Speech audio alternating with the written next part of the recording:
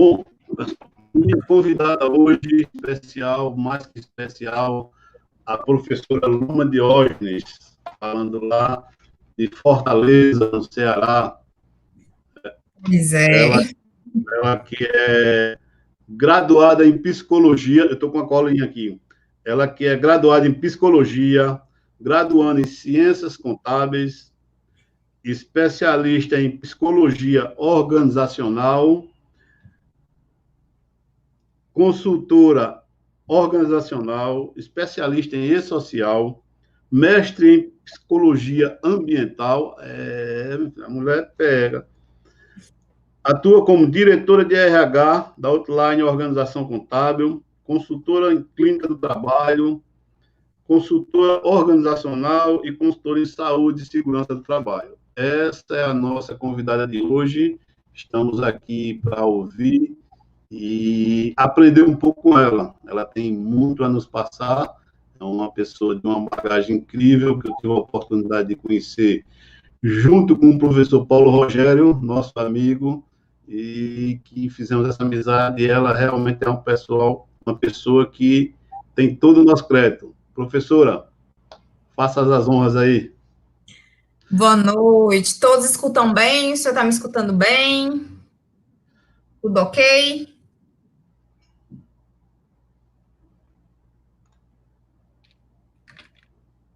O senhor está me escutando bem?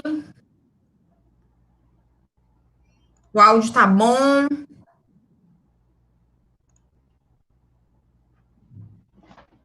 Pronto, o pessoal já está dando ok aqui. Pessoal do Instagram, corre lá para o YouTube. Estaremos lá esperando vocês. Essa live aqui foi só para convidar vocês. Conto com vocês lá. Forte abraço a todos. Gente, é o seguinte, né? Falar de posto de combustível é falar de uma vertente aí da contabilidade também é bastante diferenciada. E a gente, como está nesse patamar aí dessa confusão de MP, de folha de pagamento, vamos tentar contextualizar um pouco aí como é que se dá a folha de pagamento. E aí eu fiz um PowerPointzinho rápido só para a gente ir contextualizando e, né, colocando um pouco a rota aí de que a gente vai seguir.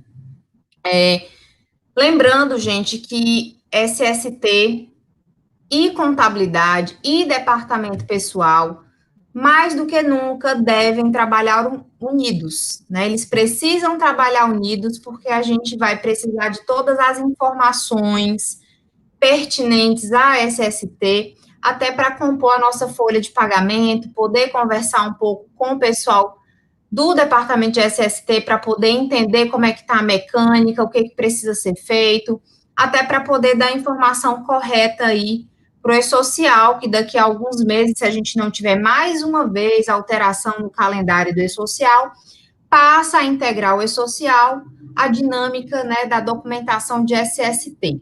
Enfim, e falar de posto de combustível, a gente tem que ter algumas questões em mente, né?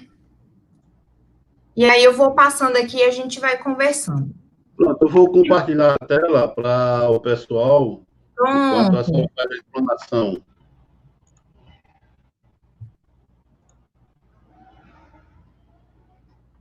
Ok, já está compartilhada, professora. Pode falar aí. Na hora que eu vou deixar o meu microfone mudo aqui para não estar captando o áudio externo, mas estarei aqui atento.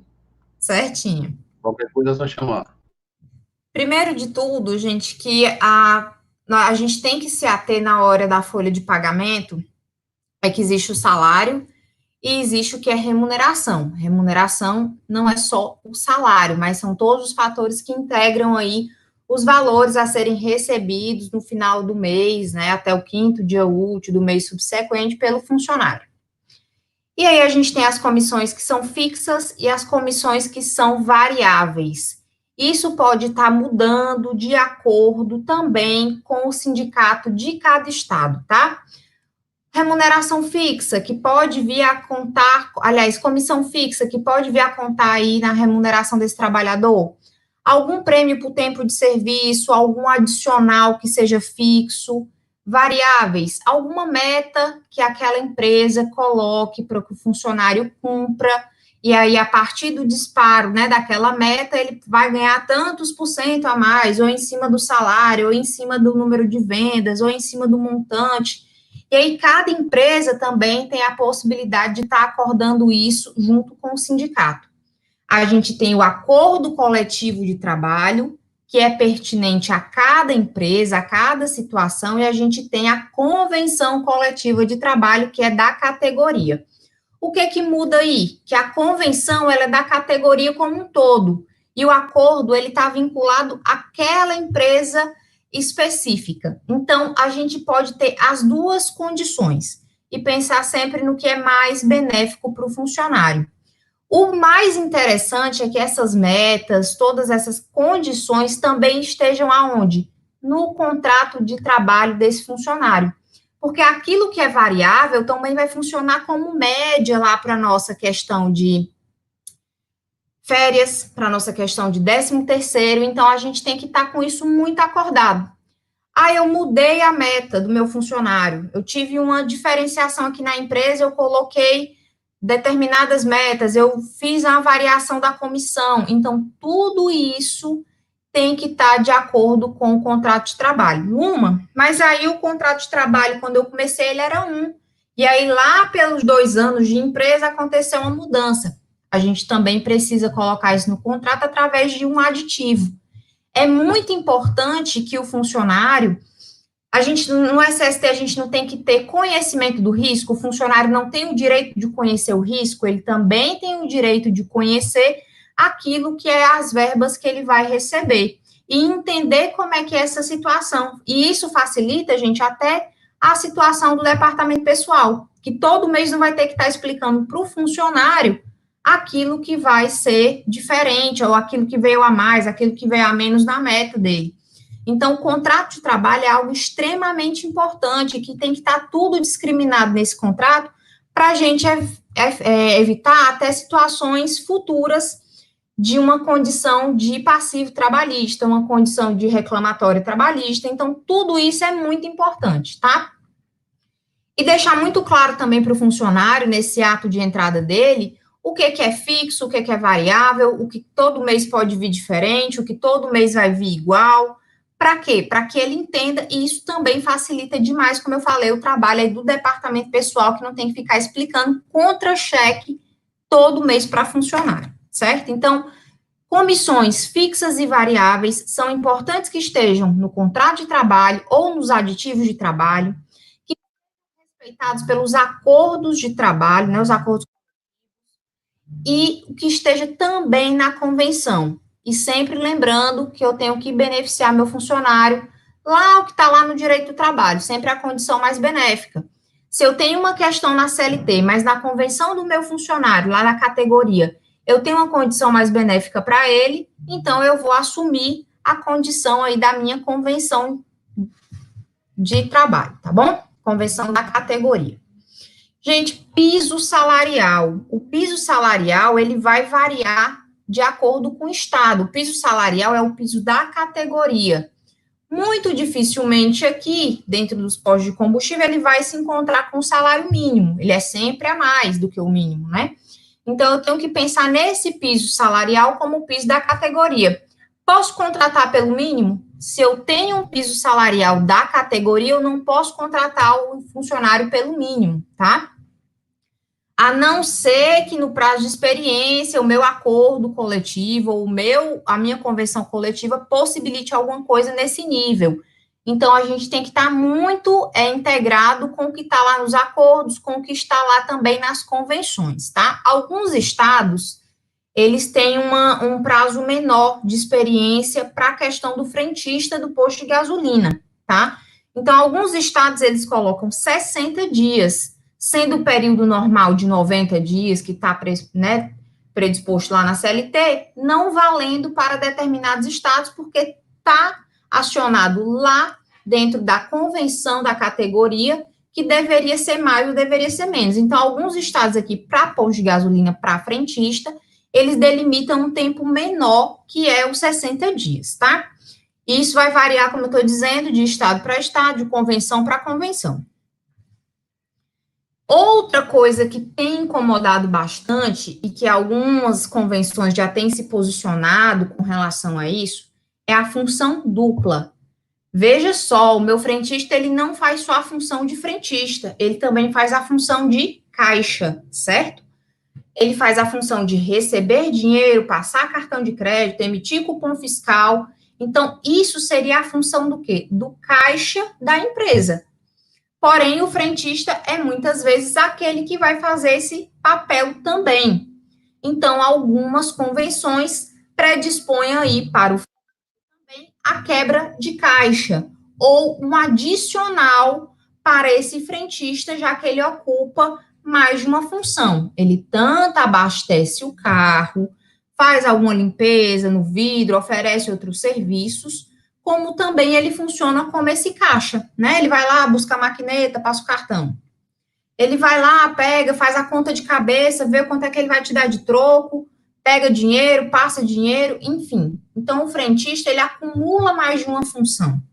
Então, até para que a gente não venha a ter problemas futuros, é importante também discriminar essa situação aí dentro do contrato de trabalho e verificar se na convenção do seu estado você vai ter algum adicional pela função extra do frentista, que é a função de caixa. Algumas convenções, como eu disse, predispõem uma quebra de caixa ou um adicional pela dupla função. Outras não, e aí também fica a cargo da empresa. Pensando sempre, gente, que a gente tem que trabalhar na prevenção também de causas trabalhistas futuras.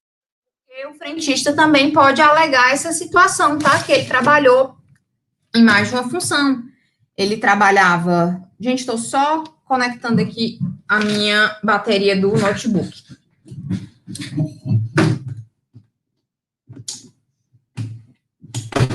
Então, que ele trabalhava em mais de uma função. Ele, além de frentista, e sofrer toda a condição que o frentista já sofre, né, em relação ao desempenho do seu trabalho, que a gente vai já falar sobre isso, mas ele também passa pelo acúmulo de função, ele também funciona como caixa da empresa, né? Então, isso é bastante interessante que a gente possa prestar atenção, até para na hora que a gente vai fazer a folha de pagamento. E aí, vai ter um quebra de caixa? Vai ter um adicional pela dupla função? Como é que vai funcionar?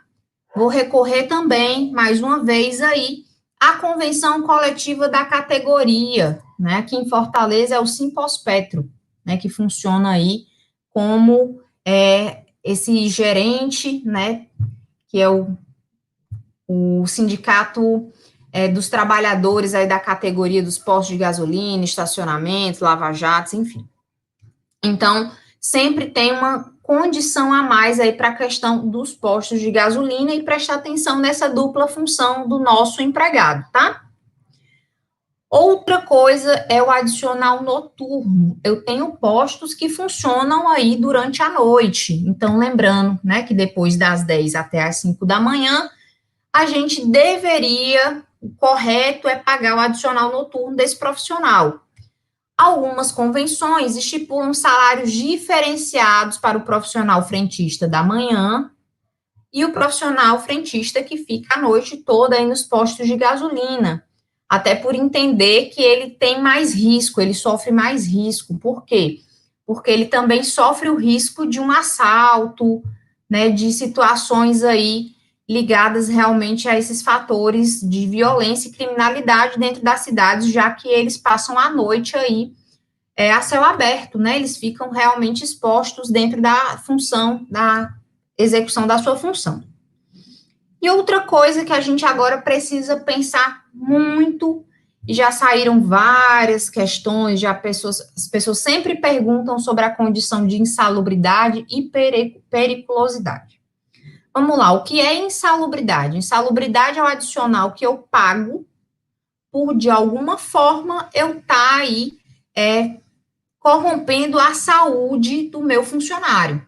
Então, por trazer risco à saúde do meu funcionário, aquela função que ele executa, existe o adicional de insalubridade, que, hipoteticamente, funcionaria como uma conta poupança, Então, sempre que eu deposito, né, aquele valor que vai lá na folha de pagamento daquele funcionário, é como se ele fosse fazer uma reserva para quando ele adoecesse, ele fosse utilizar. É mais ou menos essa a lógica do adicional de insalubridade. O adicional de periculosidade é aquele risco iminente, né? Ele está ali, o frentista ele pode sofrer ali com um dano físico à sua condição da sua integridade física diante de uma explosão, diante de um assalto, né?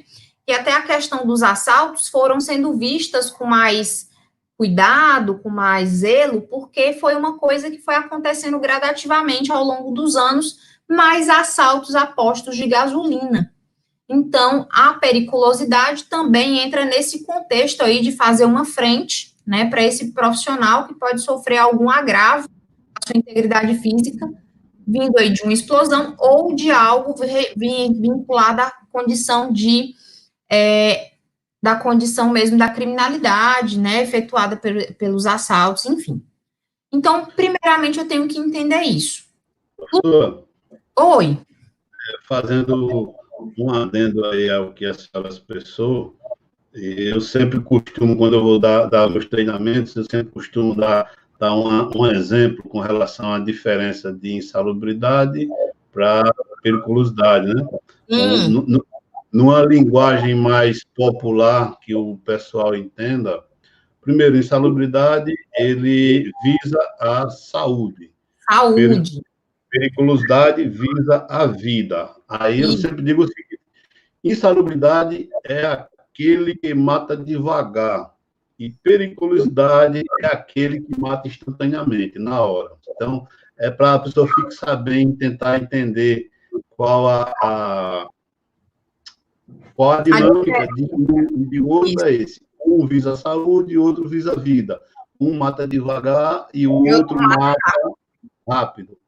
Vamos aproveitando aqui, já que tem pergunta aqui, o José Gilmar, ele fez uma pergunta, já que a gente está nesse tema aí, ele está perguntando qual a porcentagem no salário. Aí vai depender do que você vai pagar, Gilmar. Por exemplo, vou pagar insalubridade? Então, eu tenho as taxas aí a serem, né, informadas de acordo com os exames que vão ser feitos nos materiais com que o frentista tem contato, mas se for periculosidade, a gente tem lá os 30%, né, em cima da base. Geralmente, as convenções coletivas do setor, eles estipulam a insalubridade média, que é os 20%, né? Que a insalubridade ele vai 10, 20 e 40, não é isso? Exatamente. Então, geralmente, nas convenções, eles procuram colocar 20%, a média, né? Quando eu dou consultoria, professor, para posto de gasolina, eu peço que faça realmente todo o programa de saúde, porque nem sempre, né, os 20% dão conta daquilo que acontece. Eu posso mexer com os materiais, até porque eu tenho outros materiais no posto, às vezes eu tenho vazamento de bomba, eu tenho materiais mais frágeis para fazer um contraponto aí com relação a essa proteção. Então, é importante. Mas, como o senhor está dizendo, a maioria das convenções traz aí a média. E também a questão da periculosidade, ele é 30% em cima do salário base da categoria, não é isso? Exatamente. E a insalubridade é 10, 20 ou 40% em cima do salário mínimo. Lembrando, né, professor, lembrando aí o pessoal que mesmo que a convenção coletiva decida por um determinado adicional, mas o que prevalece é a opinião do funcionário, ele que tem a palavra final. Exatamente. Se quer receber insalubridade ou periculosidade. E aí eles geralmente vão pelo que é mais vantajoso financeiramente, né? O que vai trazer para ele um acréscimo maior de salário. Porém, infelizmente, muitas vezes o que acontece? Não existe essa condição do funcionário optar. Ele simplesmente é levado ao que já está predisposto aí, já acontece na folha de pagamento mensal do estabelecimento, e ele é só mais uma vítima aí do sistema, ele engole o que estão colocando para ele, até por falta de conhecimento da legislação. Como ele não sabe aquilo que ele tem direito, então ele acaba entendendo que ele tem que receber o que está posto e acaba sendo assim. E como eu disse, os postos de gasolina hoje, eles também não são só o posto de gasolina que abastece o carro, né? Eles fazem a questão de troca de óleo, muitos deles têm lava-jato, então várias outras substâncias que estão aí nesse escopo. Não é simplesmente, né, o álcool, a gasolina, o óleo diesel, não é somente aquele básico que a gente conhecia do posto de gasolina de talvez de 20 anos atrás. Então, o posto de gasolina hoje ele oferece vários serviços, e muitas vezes é o próprio frentista que se desloca para fazer outro serviço, que aí vem na condição que a gente pontuou, né, de uma dupla ocupação de cargo, porque ele está ocupando várias outras coisas, dupla, tripla, enfim, dependendo do que ele desencadeia aí, ele fornece de mão de obra para dentro desse estabelecimento. Então, quanto à insalubridade e periculosidade, tem que ter esse cuidado, tem que conversar. Isso também tem que estar disposto dentro desse contrato de trabalho. Eu acho que um dos maiores documentos que a gente tem e que é muito importante chama-se contrato de trabalho, que infelizmente a maioria dos empregados não leem, nem o empregador também faz questão de ter esse detalhamento, né, na hora que vai acertar com o funcionário todas as condições pelas quais ele vai trabalhar e fazer jus ao salário no final do mês, não se acerta. Então, começa a criar aqueles ruídos de comunicação. Ah, eu não sabia que eu tinha que fazer isso, eu não sabia que eu estava exposto a tal risco. E, como a gente falou, dentro da legislação de segurança, a gente sabe que é imprescindível que o funcionário entenda os riscos a que ele está exposto. No posto de gasolina, a gente tem insalubridade, né? Até porque o pobre do frentista, ele está lá exposto ao benzeno, às vezes ele nem sabe. É muito difícil que ele saiba ao que ele está exposto, e é muito difícil também, pelo menos aqui em Fortaleza, são raros os postos em que eu vejo algum tipo de utilização de máscara. E eu nem estou falando, gente, que EPI é a coisa primordial, não.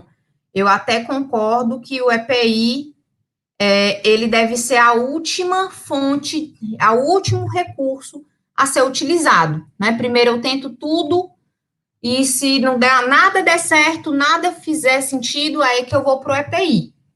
Porém, o frentista ele está lá exposto. Muitas vezes eu não tenho como fazer de outra forma. Talvez a máscara, a luva fosse o meio mais adequado, pelo menos para alguns postos de gasolina, que eu não tenho como fazer frente a essa insalubridade de outra forma. Porém, não é feito. Como é que é por aí, professor Kleber? O pessoal usa alguma coisa, não usa?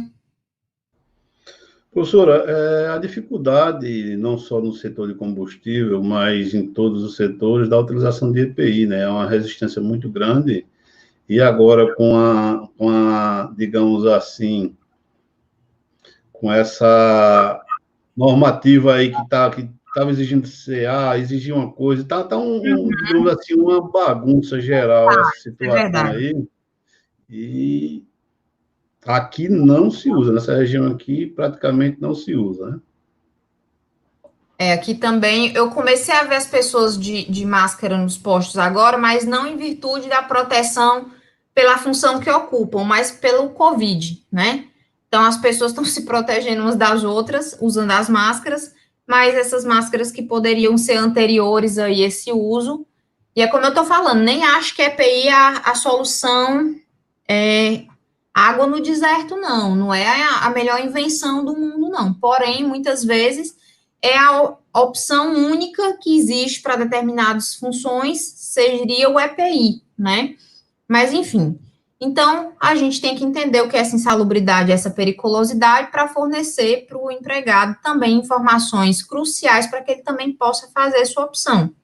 A não ser que lá dentro da convenção coletiva já esteja algo estabelecido, que seja realmente periculosidade, e que é isso que ele deve receber, né? Mas ele tem que estar ciente do que ele está exposto, tá? O José Gilmar está dizendo que lá em São Paulo, né, da cidade dele, ele trabalha bastante, e agora que também, até agora, ele não tinha visto os frentistas usar EPI. E é uma verdade, sim, viu, Gilmar? É uma coisa que realmente a gente está vendo o pessoal usar máscara agora por causa do Covid. E aí, gente, pode falar, professor? Até porque também a questão do benzeno é complicado você se proteger dele, não é isso, professora? Exatamente, exatamente, né? O benzeno é algo extremamente delicado para a saúde, né? Faz com que a pessoa tenha vários problemas de saúde. Cancerígeno, né? Ele é cancerígeno, tá incluído, E dá incluído problemas nessa. respiratórios, enfim, além do câncer, né, que já é um mal extremo. Mas Tanto, pode tanto é que o TST, ele determina, se eu não me engano, é a súmula 39, né, que determina o pagamento tanto da periculosidade quanto da aposentadoria em condições especiais. especial, exatamente. O frentista, ele tem, 25 anos, não é isso? né, exatamente, de receber aí, se a gente for lá na Lei 8.213, né, e aí vai ter as súmulas posteriores a 91, o que que vai acontecer? Ele vai se dispor aí a fazer o pagamento da aposentadoria especial, que aí a gente sabe que são outras regras com relação à condição da porcentagem que é para, né, a guia de GPS aí, e o tempo de 25 anos para esse funcionário estar, que aí a gente tem que ter toda essa condição de cuidado na hora que você está contratando, porque lá na ficha, na hora que você vai preencher a ficha do funcionário, você já tem que dizer nos sistemas aí de geração de folha de pagamento se ele vai ter condição especial de aposentadoria ou não. Veja só, o frentista ele está muitas vezes exposto a céu aberto, mudança de temperatura frequente, sol, né, muitas vezes, aí tem a questão do benzeno, tem a questão do risco iminente aí com a vida em relação a algum tipo de explosão dentro desses postos, algum tipo de violência sofrida por assalto. Então, olha a condição toda que esse funcionário fica exposto, professor. Até eu vou, na próxima semana, estarei fazendo uma live com o professor Claudeci da Silva, que a senhora conhece, é um cara. Excelente, Ele, ele vai, a gente vai estar fazendo uma live justamente sobre essa questão do benzeno com relação àquela cobrança retroativa que o INSS fez aos postos de combustíveis, né? Dos 6%, os 6% da aposentadoria especial que não foram recolhidos, não é isso, professora? exatamente. Aí vem as ações regressivas do INSS, professor. Aí lá vem confusão grande, gente, e dinheiro muito. Porque quando você faz Aí, próxima semana estaremos com o professor Claudeci fazendo essa live aí. perfeito. E aí vocês vão poder entender um pouco mais também dessas ações regressivas quando elas acontecem, que aí é dinheiro muito para a empresa se virar e resolver nos 30 o que, que ela vai fazer com o que o INSS está cobrando aí, que não foi feito pelos funcionários. A Marenilda, professora, de Aparecida de Goiânia, Goiás, e aqui também ela diz que nunca viu ninguém usando EPI, a não ser agora pelo Covid, né? Goiás, eu morei muito tempo em Goiás, também não lembro. Eita, professora, eu também, eu passei uma temporada boa lá no Goiás, viu? A terra, pense no estado que eu me apaixonei, Goiás. É apaixonante Goiás, eu sou suspeita para falar. Cheguei em Goiás com 1 ano de idade, sempre que posso volto, sou apaixonada pela terra. Eu fiquei naquela região lá de Acreúna, Rio Verde, Santa Helena, Rio Verde eu Indiá, conheço. Indiara, eu andei muito naquela região por ali, viu, professor? É bom, viu, professor? Ô, Isso, terra boa. isso foi ontem, professor. E sabe que ano foi? Ah, Isso foi em 94, 1994. tá bem ali, professor, pertinho. Ano passado Deve eu estar, voltei para Goiânia, né? deve Fui. estar tudo diferente lá, né? E também não lembro, viu, Maranildo, de ter visto ninguém na capital também usando nada, não. E ó, que a gente sai um bocadinho, mas também não vi ninguém em posto de gasolina usando nada, não. Então, professor, toca aí a questão dos Vamos lá, né? benefícios. E aí a gente tem os benefícios obrigatórios. Gente, esses benefícios obrigatórios, geralmente, eles estão dispostos nas convenções coletivas, tá? O auxílio refeição, que vamos lá, gente. Auxílio refeição. Eu preciso pagar de que forma? O mais correto hoje a gente sabe que é pagar dentro do cartãozinho, né? Porque senão vira verba salarial. Então, para que aquilo ali não se torne uma verba salarial e não dê confusão futura aí na sua folha de pagamento e na sua vida, porque aí depois vai ter confusão se você não fizer da forma correta. O que você vai fazer? Colocar o benefício dentro do cartão alimentação, né? Que seja ele cartão, vale alimentação, vale refeição, dependendo do que tiver disposto lá na convenção coletiva. Esse auxílio refeição é justamente para quê? O que se entende como auxílio refeição? É para que o funcionário esteja bem alimentado, gozando de boa saúde, porque ele está se alimentando e consiga desempenhar sua função da melhor maneira possível, tá? Cesta básica, a maioria também fala da cesta básica, tá? E a cesta básica, algumas categorias, algumas convenções coletivas, elas descrevem o que tem que estar dentro dessa cesta básica. Ou se tem algum valor que você pode adicionar ao cartão alimentação desse funcionário. Mas, geralmente, ela descreve o pacote da cesta básica. Quantos quilos de tal alimento deve estar nessa cesta básica, o que deve ser como refeição principal essa cesta básica para esse empregado, tá? E aí a gente vem para o seguro de vida, minha gente, que já rendeu tanta dor de cabeça nessa fortaleza, essa história de seguro de vida. Vamos lá, por quê? Para ter seguro de vida, eu preciso ser uma seguradora, tá? Eu tenho que ser seguradora, eu tenho que ter KNAI de seguradora, eu tenho que ter registro no órgão nacional de seguros, né? Muitas vezes, o que acontece? O sindicato, tentando lá ajudar aquele funcionário, ele diz assim, não, vamos fazer um seguro de vida para o funcionário. Aí a gente cobra tanto mensalmente, e aí o empregador tem que pagar esse valor, essa quantia. Só que, vamos lá. Sindicato é agência seguradora? Não. Sindicato tem KNAI de seguradora? Não. E o que acontece? Muitas vezes você paga e você nunca viu nem essa apólice de seguro na sua vida, né? E o que aconteceu aqui em Fortaleza, pelo menos? Teve uma grande repercussão, não só do sindicato dos postos de gasolina, mas outros sindicatos que cobravam a questão do seguro de vida do funcionário, e os empresários, os empregadores passaram a não querer pagar por nunca ter visto a apólice. Porque o que seria mais correto desses sindicatos fazerem com relação ao seguro de vida? Fazer com que o empregador contacte uma seguradora, né, se faça presente em uma seguradora e contrate um seguro de vida para aqueles funcionários que ele tem lá no estabelecimento dele. Sendo dessa forma, seria a forma mais organizada, né, seria a forma mais correta de se fazer. Porém, na intenção de ajudar, só que acabou complicando, e aí o pessoal acabou não pagando tal do seguro de vida, os sindicatos simplesmente colocaram essa imposição do seguro de vida e tem cobrado as empresas que não estão pagando, porém o sindicato também não demonstra a apólice que foi feita aí com alguma seguradora. Então, o que era correto para o sindicato fazer? Olha, empresa, você tem que constituir aí um seguro de vida com alguma instituição seguradora para os funcionários que você tem aí no seu estabelecimento.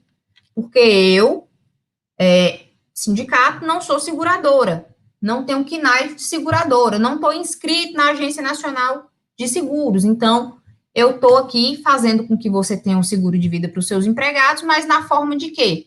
De que você contacte e constitua um seguro para os seus empregados a partir de uma agência seguradora real, que tenha a sua finalidade seja realmente arcar com seguros, né? Então, isso tem dado muito pano para manga, tem dado muita confusão. A gente sabe que muitos empregadores não estão pagando por nunca ter visto a apólice desse bendito seguro. Então, é uma situação que a gente tem visto aqui. E esses 3 benefícios são benefícios que estão muito facilmente acordados aí, ou nos acordos coletivos, ou nas convenções coletivas. Luma, eu posso ter um auxílio-refeição diferente da minha convenção? Contanto que isso esteja num acordo coletivo da empresa A, né, que seja uma empresa específica, de um posto A, posto específico, com o sindicato. Como é que se dá essa relação desse acordo coletivo? Existe a contactação da empresa para o sindicato, né? O sindicato vai até a empresa, escuta os funcionários, junto com o empregador, faz aquela minuta lá direitinho, e aí faz o acordo coletivo, né? A partir da posição positiva de todos os empregados e empregador. E assim é feito. E aí eu posso ter uma condição diferenciada. Eu posso ter um auxílio-refeição maior naquela determinada empresa do que em outras empresas da mesma categoria. Posso. Aí eu posso ter um seguro de vida também diferenciado para aquela determinada empresa. Posso, contanto que isto tudo esteja registrado dentro do acordo coletivo daquela empresa específica para com o sindicato, tá certo? Então, são essas questões que a gente tem que realmente ter muita atenção na hora que a gente vai organizar, para que a gente possa ir pensar mesmo como é que as coisas vão ser realizadas dentro do processo de folha de pagamento do nosso posto de gasolina. O posto de gasolina, como eu disse, até a contabilidade dele tem suas particularidades e a gente precisa ter esse cuidado extremo. Folha de pagamento, gente, é um negócio muito sério. E as pessoas só entenderam o quão é sério fazer uma folha de pagamento agora, depois desse monte de medida provisória, desse monte de situação que o próprio Covid veio trazer. E aí as pessoas entenderam que folha de pagamento e os acordos são tão importantes e que, infelizmente, não foram feitos a maioria em tempo hábil, e agora as pessoas estão correndo atrás para resolver aí, para dar conta desse prejuízo. É isso, professora. O ramo empresarial, ele é sempre complicado, esse elo com a contabilidade, com o setor de segurança do trabalho, sempre existe essa divergência entre um e o outro setor, né? Que a gente, às vezes, tenta sanar, tenta, da melhor forma possível, fazer com que todos trabalhem de forma segura, não só o seguro físico da vida, quanto a contabilidade da empresa também, que a empresa não venha a morrer. Exatamente. Porque cada empresa que morre por falta de organização ou por falta de conhecimento, por desconhecer a legislação, levar muita multa, termina prejudicando em cadeia famílias também, funcionários daquela empresa. Então, exatamente, a questão contábil, ela é muito, muito importante dentro de uma instituição, dentro de um planejamento de investimentos. E uma coisa que eu sempre falo, sabe, professor? As pessoas têm mania de achar que cada setor trabalha separadamente. De uns anos para cá, a gente sabe que a própria Receita Federal começou a trabalhar com cruzamento de dados. Então, a informação que eu dou aqui, ela vai ser cruzada com a informação que alguém deu lá do SST, com alguém que do meu setor financeiro, enfim, todas as informações vão ser cruzadas. Então, o que acontece? Quanto mais eu protejo o funcionário, eu estou protegendo a empresa. E muitas vezes o empregador não se deu conta. Por quê? Porque eu estou protegendo o funcionário na sua saúde, e eu estou protegendo a empresa de reclamação trabalhista, eu estou protegendo a empresa de ação regressiva, porque a ação regressiva do INSS é um negócio extremamente sério, a ação trabalhista é um negócio extremamente sério, não é porque teve reforma trabalhista e reforma previdenciária, minha gente, que teve essa condição também dentro da reforma trabalhista de aquele que está acionando a justiça, caso não consiga comprovar, vai pagar, vai fazer não sei o quê, que os processos trabalhistas se acabaram, não. Muito pelo contrário, a gente está vendo o quê? Que houve um acréscimo imenso, agora nos últimos 40 dias, acontecidos decorrentes desse processo de Covid. Um monte de rescisão feita de forma errada, um monte de suspensão sendo feita de forma errada, e os funcionários se sentindo lesados com a situação. Quanto mais eu protejo o funcionário, eu estou protegendo também a empresa. E aí, nesse setor de retroalimentação, onde a gente protege todo mundo se protege, a gente consegue ter uma empresa financeiramente saudável, uma empresa que tem condição, né, de ser levada adiante, um princípio de continuidade, funcionários satisfeitos, gozando de boa saúde, conseguem desempenhar a sua função com afinco, com dedicação, porque eles sabem que eles também estão sendo cuidados. Eu fico imaginando, professora, com a entrada aí do E-Social, como é que vai ficar o setor de contabilidade quando estiver sendo exigido o SST, o Saúde e Segurança do Trabalhador, dentro das empresas, dentro do E-Social, porque muitas pessoas eles não estão se preparando para essa nova modalidade de envio de documentação. E tá, a Exato. coisa vem embora aí desde 2015, vem naquela passa, adiando, mudando, altera e lança layout, tira e bota, tá, e até o momento não entrou a parte de saúde e segurança.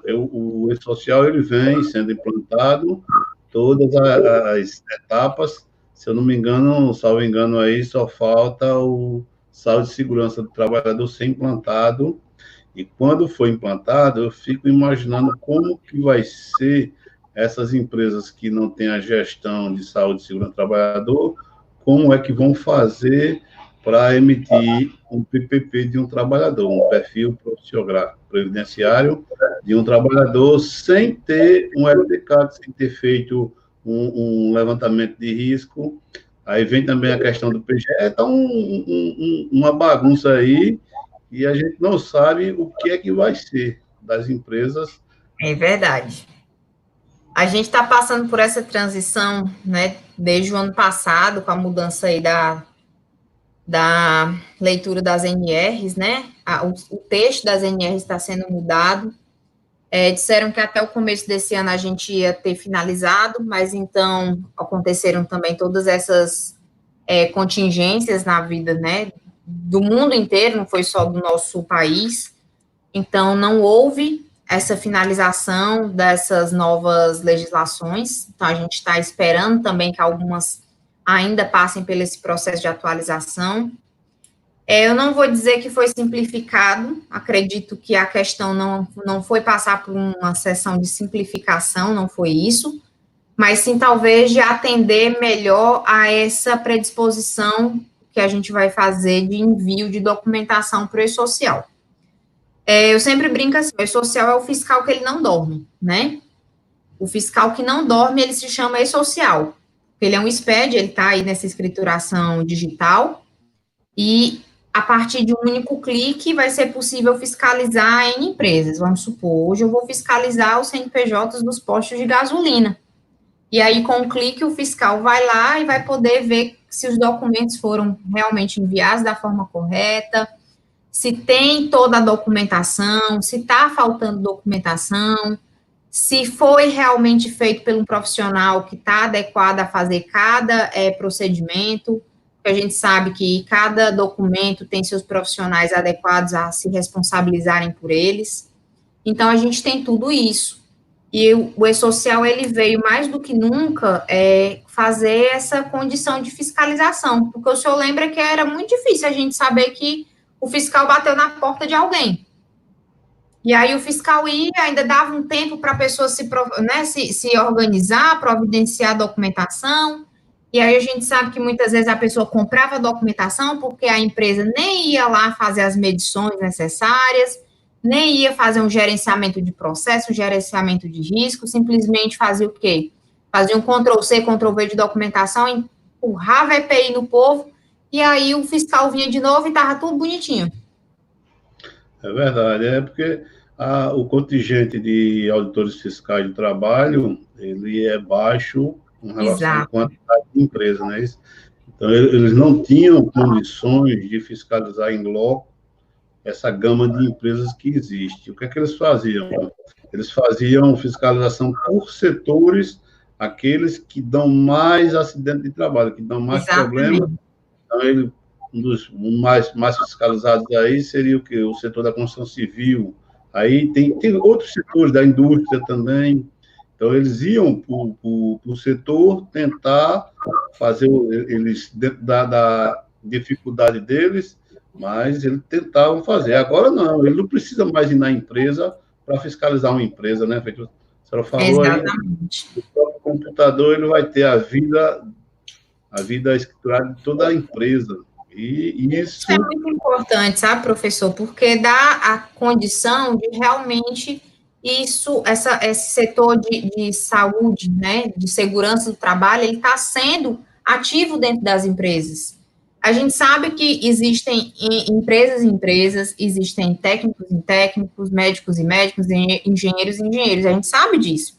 Porém, na hora que eu fiscalizo com mais constância, eu tenho mais condições que as empresas estejam se adequando do que aquela empresa que ia ser fiscalizada uma vez na vida, ou talvez nunca fosse fiscalizada, a não ser que tivesse uma denúncia, algo desse tipo, que a gente sabe que tem empresas aí que passaram 20 anos no mercado e nunca receberam uma visita, porque eu não tenho número de fiscal do trabalho suficiente para dar conta da quantidade de empresas que existem em cada estado. Então, a gente sabe que isso acontecia demais.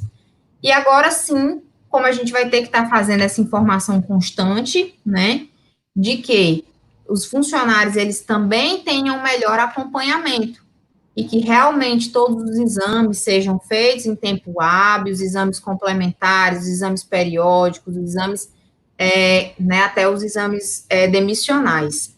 E aí, aproveitando já que a gente está nessa fase, né, a medida provisória 927, ela trouxe aí uma categoria, um capítulo só para falar de SST, o senhor deve ter visto. Tenho acompanhado. Pois é, cuidado com o que está na medida provisória também. Por quê? Porque o prazo que é estipulado dentro da medida provisória, para que você faça ou deixe de fazer um atestado demissional, um atestado admissional, gente, do prazo que o funcionário vai entrar até ser decretado o fim da calamidade pública, né, o fim do estado de calamidade, e você ainda tem 60 dias para realizar, deu tempo o funcionário entrar inapto, ficar inapto de novo dentro da empresa, e aí a empresa ter que arcar com isso futuramente. Funcionário que está saindo, dá tempo do funcionário que está saindo doente, está saindo são, está saindo de qualquer jeito da sua empresa. Então, não fique preso ao que está na medida provisória. Se você puder fazer, faça da forma correta. O funcionário vai entrar, então ele faz todos os exames admissionais pertinentes ao cargo dele. O funcionário vai sair, ele faz todos os exames demissionais pertinentes ao cargo dele. E aí você protege sua empresa sem correr risco de que futuramente você possa sofrer aí uma causa trabalhista, porque o funcionário, de repente, daqui 2 meses, uma semana, ele constate que ele estava doente em virtude da função que ele ocupava lá na sua empresa. Então, tudo isso tem que ser feito de forma correta, de forma pontual, para que você não sofra aí futuramente um processo trabalhista, que era uma coisa que eu estava conversando até com a Beatriz, que é advogada, e que o senhor já viu a gente de vez em quando faz uma live. Daqui 2 anos, o pessoal está se recuperando da crise do Covid e está entrando numa nova crise, que são os processos trabalhistas que vão ser julgados. É complicado. Como é que a senhora vê essa crise do Covid com relação ao fim dela e a sequência das empresas? Existe uma luz no fim do túnel ou a consequência vai ser grave, vai ser danosa demais à economia? É aquela história, professor. Na crise, no período de crise, né, sempre a gente vai ter, em qualquer segmento, vai ter quem está chorando e vai ter quem está vendendo lenço. Isso aí é básico, né? Sempre vai ter aí um que vai ter uma sacada e vai conseguir fazer limonada do limão que está aí saindo da crise. É possível que a gente vá ter um período bem difícil após esse momento, onde está tendo os benefícios, onde o governo ainda está implementando aí uma renda para que as pessoas consigam sobreviver e viver? Sim. Porém, nosso mercado, ele vai ter uma ruptura muito grande de diferencial de atendimento. Nós não teremos mais a vida que a gente levava antes do Covid-19, jamais será igual pós-Covid-19. Isso a gente tem que ter em mente. O mercado vai operar também de outra forma. A gente está vendo que muita galera aí que está ganhando dinheiro, que está fazendo acontecer nos seus negócios, está operando online, né? Professores fazendo curso online, lojas vendendo online e melhorando ainda seu sistema de distribuição com relação à entrega, com relação ao meio de comunicação dessa plataforma online. Então, a gente sabe que existe uma luz no fim do túnel? Existe. mas ela vai acontecer muito pela plataforma do online. O físico, ele vai continuar acontecendo, porém, numa demanda diferenciada. O online, ele vai ser cada vez mais aprimorado e cada vez mais utilizado, até porque as pessoas estão aprendendo que está na sua casa e, de repente, poder ter um curso EAD, por mais que seja online, né, e seja ao vivo, mas você está no seu conforto, lá no seu escritório, na sua casa, podendo assistir. É muito diferente do que você ter que se deslocar, pegar um carro, um ônibus para ir para determinados lugares. Então, o mundo todo ele vai passar por essa transformação. Existe uma luz no fim do túnel? Existe, porém é nessa perspectiva. Nós vamos sofrer aí um pouquinho com relação à economia, porque a gente vai experimentar recessão em vários setores, a gente vai ter uma dificuldade, essa dificuldade, embora a gente esteja vendo agora algumas empresas já quebrando, algumas empresas tendo dificuldade de manter seus compromissos financeiros, até propriamente com seus empregados, mas isso a gente vai ver mais, de forma mais detalhada daqui a alguns meses, né, onde a gente vai ter que absorver esse impacto todo, porque muitas empresas estão aí com contratos suspensos, os empregados estão por conta do governo, e aí a gente só vai entender realmente o que fica e o que sai de cena daqui a uns 4, 5, 6 meses, quando realmente a gente estiver operando por conta própria num cenário pós-Covid. No setor de contabilidade, eu tenho acompanhado aí o sofrimento de vocês, que com essas mudanças de medida provisória, entra uma, sai uma, cancela e muda aquela situação toda. Como é que está o setor de contabilidade aí nessa crise, professor? Professor, uma coisa que a gente já estava observando o setor de contabilidade, ele sofreu uma modificação desde da implantação da primeira fase do E-Social. Muita gente não conseguiu lidar, né, com o arcabouço que o E-Social exige, porque ele não exige só um computador ágil, uma plataforma ágil de gerenciamento de dados, mas ele exige também um profissional capacitado, né? Então, ele exigiu da gente e vai continuar exigindo, principalmente agora, quando entrar essa parte do SST dentro do E-Social, que eu tenha profissionais mais realmente,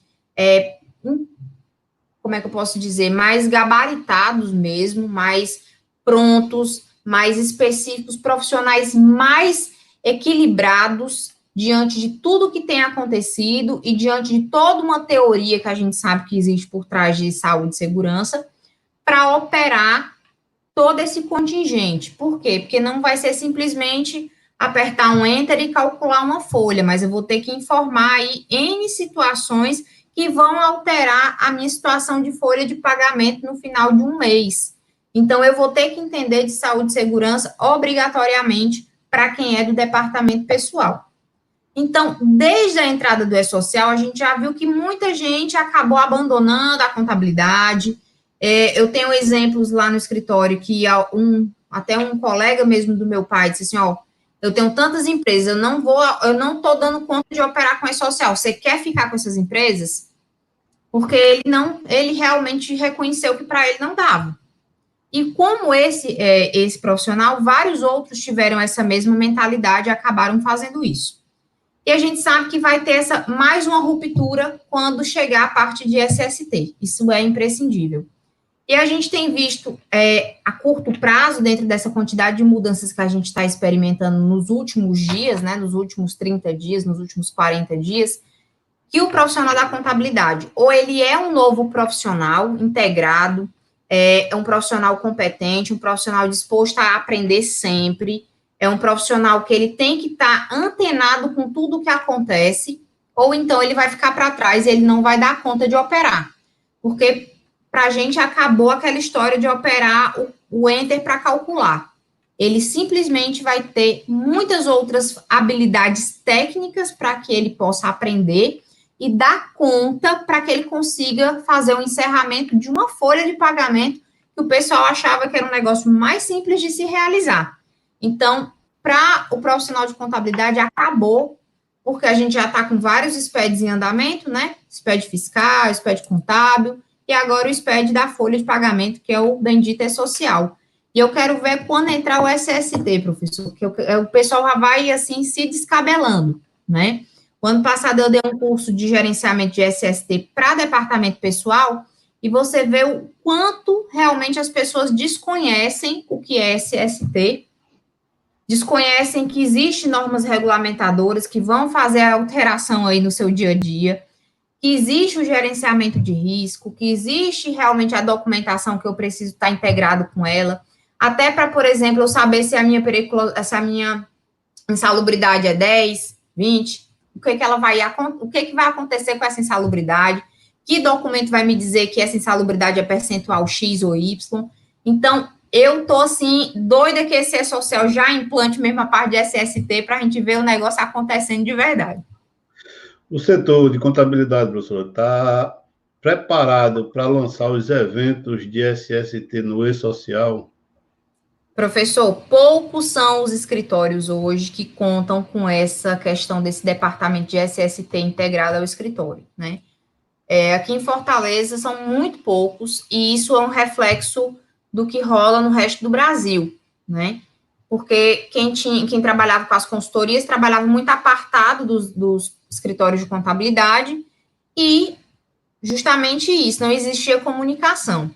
Lá no escritório eu tenho um departamento de SST, eu presto serviços para os meus clientes, como também para clientes externos, que não são clientes da nossa contabilidade, porém, a gente tenta trabalhar o mais integrado possível, até com clientes que têm a contabilidade que não é com a gente, que é externa, mas de comunicar sempre, de estar podendo conversar sempre, de estar emitindo a documentação correta e fazendo o treinamento dessas documentações, que não é só emitir. Se precisar fazer treinamento de outras contingências, como brigada, né, como outras condições de primeiros socorros, a gente faz o recrutamento do profissional que vai fazer esse tipo de treinamento na empresa, para que a gente possa realmente deixar o mais adequado possível, né? E poder, daqui a pouco, dessas informações para o social. Tive treinamento? Não tive. Tá lá no meu cronograma de PPRA, que agora vai vir com, né, o outro gerenciamento. Não tenho, tá cumprindo, não tá cumprindo, tem um CIPA, não tem um CIPA. Aí aquela história, tem CIPA, aí não tem integração com o departamento pessoal, aí vai demitir o funcionário, a pessoa do departamento pessoal não sabe que ele faz parte da CIPA, não sabe que tem estabilidade, aí faz aquela confusão. Por isso, quanto mais integração, mais comunicação entre departamento pessoal, contabilidade e SST, melhor é para a empresa. E sem falar que hoje em dia o pessoal ainda paga a insalubridade sem o laudo, né, professor? Insalubridade a periculosidade sem o laudo. Não tem laudo. Estou sendo muito sincera com o senhor, assim, 90% das empresas ainda se colocam numa posição de não querer laudar, né, com medo desse laudo, essa porcentagem ser maior e ter que pagar mais. Professora, vamos cumprindo aqui a nossa missão de levar conhecimento, de trocar ideias, né, de aprender, eu estou aprendendo aqui, e faça as suas considerações, fale do seu trabalho aí, para a gente fechar a nossa live naquele tempo, para não ficar muito comprida, não é isso, professora? Então, gente, muito cuidado com o quê? Vou contratar funcionário, seja qualquer setor, principalmente para posto de gasolina, deixa tudo escrito no contrato de trabalho desse empregado, não deixa nada passar. Eu tive modificação dentro do período que o meu empregado está lá no posto, faz um aditivo de contrato, recorre ao sindicato para você ver o que esse sindicato está preconizando como direito aí nas convenções coletivas. Se você tem uma condição especial de trabalho dentro do seu estabelecimento, proponha um acordo coletivo, chame o sindicato para conversa. A melhor forma, né, de você realmente evitar um problema futuro para a sua empresa. Pague os adicionais que o seu empregado tem direito. Meu empregado trabalha noturno, trabalha na madrugada, paga o adicional o adicional noturno desse funcionário, paga o adicional de insalubridade, paga o adicional de periculosidade. A partir daquele momento que você vai sentar com o funcionário, explicar o que é direito dele, ver o que ele escolhe, lauda direitinho teu adicional de insalubridade para não ter risco de repente você tá pagando uma coisa e vai ser outra lá na frente, você tem que pagar o retroativo. Isso é um cuidado que você tem que ter com a sua empresa, você empregador. E você empregado, se você também está assistindo essa live, saiba dos seus direitos e você pode ser até um elo de melhoria para a sua empresa, a partir do momento que você conhece e pode levar aí conhecimento também, né, para os empregadores, para os gestores aí da sua empresa. E aqui em Fortaleza a gente está nessa luta, a gente está de lockdown por enquanto, mas a gente está sempre nessa batalha aí de fazer SST e departamento pessoal de uma forma integrada, de uma forma com que a gente converse sobre todas essas condições e leve isso de forma adequada para as informações da folha de pagamento e do nosso E-Social. Professora, muito obrigado pela Muito obrigada disponibilidade. pelo Agradecer o pessoal que participaram aí no chat, o José Gilmar, a Marineuda e muitos outros que participaram aí no chat. E convidar todos vocês para depois de amanhã, quinta-feira, 14, estarei fazendo uma outra live aqui com o Claudemir, lá da Universidade da SST, onde estaremos falando sobre NR35, imposto de combustível, né? Olha aí que bacana. Muita gente pensa que não há obrigatoriedade, mas como é trabalho em altura, que a NR35 é trabalho em altura. Isso. NR35, imposto de gasolina, aí quinta-feira estaremos esclarecendo isso para vocês aí. Quinta-feira o Claudemir conta tudo. Conta tudo. E vocês aí que não são inscritos no canal, se inscreva aí, dá aquele joinha e faz aquelas coisas todas lá para ajudar a gente aí no canal. Exatamente. Professora, obrigado aí, obrigado a todos de coração. Estou sempre à disposição, que precisar, a gente está aqui.